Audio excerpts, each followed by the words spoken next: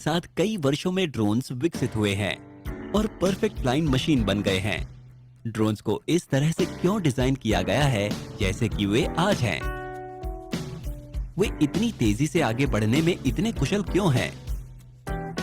इस वीडियो में हम ड्रोन के मैकेनिकल डिजाइन एस्पेक्ट्स के साथ साथ इसके electronic controller, sensor, intelligent algorithms और यहां तक कि सैटेलाइट टेक्नोलॉजी के बारे में जानेंगे। तो आइए एक परमिटेड ड्रोन से शुरू करते हुए सबसे मॉडर्न ड्रोन पर आगे बढ़ने की एक डिजाइन यात्रा शुरू करें। आइए सबसे पहले सिंपलेस्ट ड्रोन डिजाइन से शुरू करें, एक सिंगल प्रोपेलर डिजाइन। एक प्रोपेलर वाले ड्रोन्स हवा में उड़ता हुआ रखने के लिए पर्याप्त लिफ्टिंग फोर्स प्रदान करते हैं, लेकिन इस ड्रोन को कंट्रोल करने का कोई तरीका नहीं है। ये केवल इतना कर सकता है कि वर्टिकली ऊपर जा सकते हैं और वापस नीचे आ सकते हैं। एक और परेशानी ये है कि इस ड्रोन की बॉडी प्रोपेलर के विपरीत दिशा में घूमती रहेगी, जो न्यूटन के थर्ड लॉ ऑफ मोशन का परिणाम है। आप देख सकते हैं कि मोटर का स्टेटर रोटर पार्ट को आवश्यक टॉर्क प्रदान करता है। थर्ड लॉ के अनुसार इसका मतलब है कि रोटर को भी स्टेटर पर वापस बराबर मात्रा में टॉर्क देना चाहिए। क्योंकि स्टेटर ड्रोन की बॉडी पर फिक्स होता है, इस रिएक्शन टॉर्क के वजह से ड्रोन में अनचाहा स्पिन होगा। तो क्यों न दो प्रोपेलर्स का इस्तेमाल किया जाए? ये निश्चित रूप से एक पॉसिबिलिटी है और 00 रोबोटिक्स नाम की कंपनी ने इस तरह के ड्रोन को विकसित करने का गंभीर प्रयास किया है। प्रोपेलर की संख्या जितनी कम होगी, ड्रोन उतनी ही कम एनर्जी कंज्यूम करेगा और उतनी ही देर तक वो हवा में रह सकेगा। हालांकि मुख्य परेशानी ये है कि ड्रोन को हाई स्पीड से उड़ान भरने के लिए मैनिपुलेट करने और तेज शार्प टर्न्स लेने के लिए उच्च लेवल की कंट्रोल एक्यूरेसी और स्टेबिलिटी की आवश्यकता होती है। हम आशा करते हैं कि कंट्रोल एल्गोरिथम्स की प्रगति की वजह से दो प्रोपेलर वाले ड्रोन्स एक दिन अच्छी स्टेबिलिटी प्राप्त करेंगे। आप देख सकते हैं कि दो प्रोपेलर वाले डिजाइन के ब्लेड्स ऑपोजिट डायरेक्शंस में घूमते हैं। इस तरह मोटर का रिएक्शन टॉर्क रुक जाता है और अनचाहे बॉडी स्पिन से बचा जा सकता है। तीन प्रोपेलर वाले डिजाइन्स बहुत ही कम इस्तेमाल किए जाते हैं। इस प्रकार के ड्रोन के साथ मुख्य परेशानी मोटर का रिएक्शन टॉर्क और जायरोस्कोपिक प्रिसिजन है। इन दोनों से डिजाइन और एल्गोरिथम्स में अनावश्यक कॉम्प्लिकेशंस पैदा होते हैं। अगले वेरिएशन में चार प्रोपेलर वाले ड्रोन या क्वाडकॉप्टर्स हैं, जो आमतौर पर एच आकार या एक्स आकार के होते हैं। आइए अब क्वाडकॉप्टर्स के दिलचस्प फोर्स डायनेमिक्स को समझकर ये देखते हैं कि ये कैसे मैन्यूवर करते हैं। हॉवरिंग प्राप्त करने के लिए ऑपरेटर को केवल ये सुनिश्चित करना होगा कि ड्रोन का वजन प्रोपेलर द्वारा उत्पादित थ्रस्ट से एग्जैक्टली बैलेंस्ड हो। आप सुंदर एयरफॉयल आकार देख सकते हैं जो प्रोपेलर लिफ्टिंग फोर्स उत्पन्न करने के लिए इस्तेमाल करते हैं। फॉरवर्ड मोशन पाने के लिए आगे के प्रोपेलर की स्पीड धीमी हो जाती है और उसी समय पीछे के प्रोपेलर्स तेज हो जाते हैं। इस वजह से पिच मोशन होगा। अब प्रोपेलर की स्पीड को एक जैसा बनाकर सभी फोर्स वैल्यूज को एक जैसा बनाएं। यहां मान लीजिए कि आपने परिणाम स्वरूप आए प्रोपेलर फोर्सेस के वर्टिकल कंपोनेंट को ड्रोन के वजन के साथ बैलेंस किया है। इसके बावजूद भी अनबैलेंस्ड हॉरिजॉन्टल फोर्स होता है जो ड्रोन को आगे की ओर ले जाता है। ड्रोन के रोल मूवमेंट को इन्फोर्स करने के लिए इसी तरह की टेक्निक का उपयोग किया जाता है। सीधे शब्दों में कहें, ये मूवमेंट प्रोपेलर्स के लेफ्ट और राइट पेयर्स में इम्बैलेंस्ड लिफ्ट फोर्स बनाकर किया जाता है। एक क्वाड कॉप्टर का यॉ मोशन एक अनोखे तरीके से हासिल किया जाता है। इस वीडियो की शुरुआत में हमने मोटर के रिएक्शन टॉर्क और ड्रोन पर इसके प्रभाव के बारे में सीखा। इस तरह के अनचाहे स्पिन से बचने के लिए क्वाड कॉप्टर ड्रोन्स में एक डायगोनल पेयर दूसरे पेयर के ऑपोजिट घूमता है। ये टेक्निक रिएक्शन टॉर्क को पूरी तरह से कैंसिल कर देती है। हालांकि यदि आप ड्रोन को हिलाना चाहते हैं या उसे घुमाना चाहते हैं, तो आपको केवल ये सुनिश्चित करना होगा कि ये रिएक्शन टॉर्क कैंसिल ना हो, जिसे आप एक डायगोनल पेयर की स्पीड को कम करके आसानी से प्राप्त कर सकते हैं। रिएक्शन टॉर्क प्रोपेलर की स्पीड के समान रूप से प्रोपोर्शनल होता है। अंत में एक नेट रिएक्शन टॉर्क उत्पन्न होगा और ड्रोन यौ मोशन प्राप्त कर सकता है।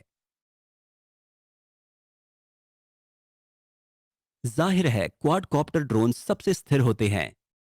तेज स्पीड से चलने और तेज मोड़ लेने की क्षमता के साथ इनका उपयोग लगभग हर उद्योग में किया जाता है। अब ड्रोन के ब्रेन पर आते हैं। मान लीजिए कि एक ड्रोन अचानक हवा के झोंके से टकरा जाता है। ऑपरेटर को हर एक प्रोपेलर की स्पीड और रोटेशन दिशा को 1 सेकंड से भी कम समय में कंट्रोल और रीएडजस्ट करना होता है, अन्यथा ड्रोन क्रैश हो सकता है। किसी व्यक्ति के लिए इस स्थिति को हाथ से कंट्रोल करना मुश्किल होता है। ये इस प्रकार के सिनेरियो हैं जहां ड्रोन का सबसे महत्वपूर्ण हिस्सा बचाव के लिए आता है, इसका फ्लाइट कंट्रोलर। फ्लाइट कंट्रोलर को एक छोटे बुद्धिमान पायलट के रूप में माना जा सकता है, जो अंदर बैठकर किसी भी तरह की कठिन परिस्थितियों में ड्रोन को नेविगेट करता है। ये ऑपरेटर को अप, फॉरवर्ड, याव आदि जैसे सरल नियंत्रणों का उपयोग करने में सक्षम बनाता है, जिससे ड्रोन ऑपरेशन वीडियो गेम की तरह सरल हो जाता है। इस रिजल्ट को प्राप्त करने के लिए फ्लाइट कंट्रोलर को विभिन्न सेंसर्स से बहुत सारे इनपुट सिग्नल्स की आवश्यकता होती है। ड्रोन सेंसर्स की दिलचस्प दुनिया में आपका स्वागत है। आपको ये जानकर आश्चर्य हो सकता है कि मॉडर्न ड्रोन में ज्यादातर सेंसर्स का आकार चींटी के बराबर होता है। ऐसे छोटे सुपर एक्यूरेट सेंसर बनाने के लिए मेम्स टेक्निक का इस्तेमाल किया जाता है। ये वास्तविक में चलते फिरते अंगों वाली एक छोटी सी मशीन है। इस समूह में सबसे महत्वपूर्ण सेंसर एक्सेलेरोमीटर्स, जाइरोस्कोप सेंसर्स और मैग्नेटोमीटर्स हैं। इन तीनों सेंसर्स को IMU इनर्शियल मेजरिंग यूनिट में एक साथ रखा गया है। IMU ड्रोन सेंसर्स का राजा है। ये एक्सेलरेशन और रोटेशन को मापता है। इस एक्सेलेरोमीटर मेम्स सेंसर में जैसे ही ड्रोन एक बल का अनुभव करता है, प्लेट्स के बीच मूवमेंट होता है।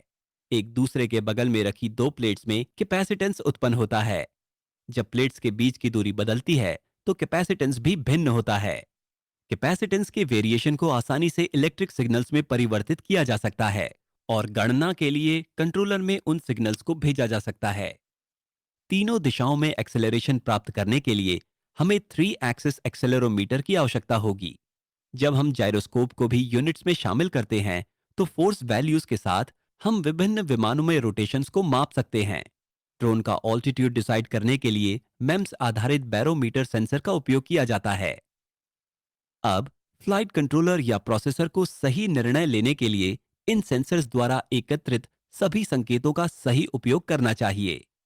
हालांकि प्रोसेसर वाले हिस्से में जाने से पहले हम कैसे सुनिश्चित कर सकते हैं कि सेंसर द्वारा उत्पादित सिग्नल्स बिल्कुल एक्यूरेट हैं।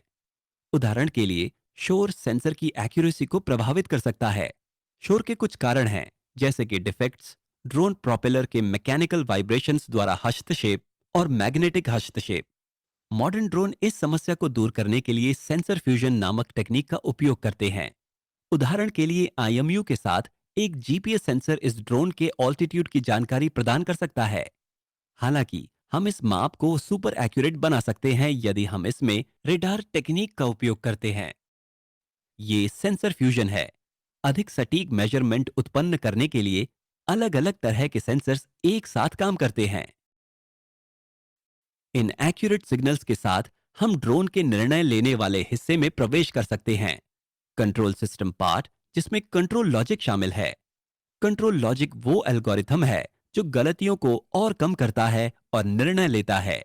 ऐसा ही एक एल्गोरिथम है कैलमन फिल्टर।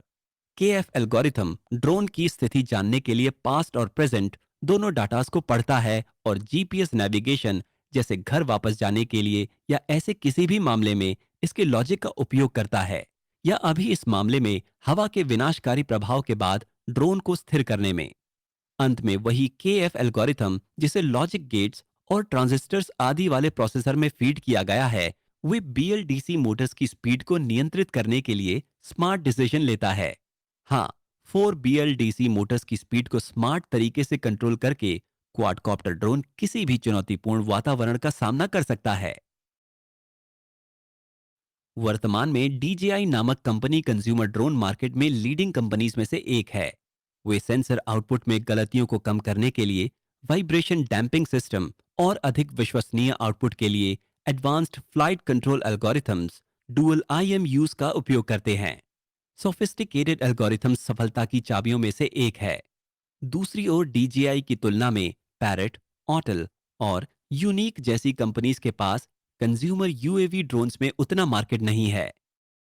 इन ड्रोन्स में DJI के ड्रोन्स के साथ मिलने वाले रिफाइनमेंट और फिटनेस भी नहीं होते हैं। हम पहले ही देख चुके हैं कि कैलमन फिल्टर एल्गोरिथम द्वारा BLDC मोटर्स का स्मार्ट कंट्रोल ड्रोन की एक स्थिर और सुखद उड़ान सुनिश्चित कराता है।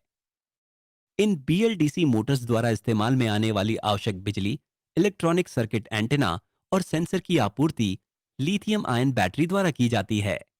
ड्रोन सामान्य रेडियो फ्रीक्वेंसी टेक्निक का उपयोग करके यूजर से कंट्रोल सिग्नल्स प्राप्त करता है। कंज्यूमर ड्रोन के लिए कम्युनिकेशन रेंज 1 से 2 किलोमीटर के बीच हो सकती है। अब एक दिलचस्प सवाल, क्या होगा अगर ड्रोन गलती से इस कम्युनिकेशन रेंज से बाहर चला जाए? लापता ड्रोन को वापस पाने के लिए मॉडर्न ड्रोन्स GPS और टावर आधारित इंटरनेट टेक्निक का एक साथ इस्तेमाल करते हैं। GPS की मदद से ड्रोन शुरू करते समय ऑपरेटर होम लोकेशन पहले ही सेट कर लेता है। इस तरह खोया हुआ ड्रोन सुरक्षित रूप से अपनी होम लोकेशन पर वापस आ सकता है।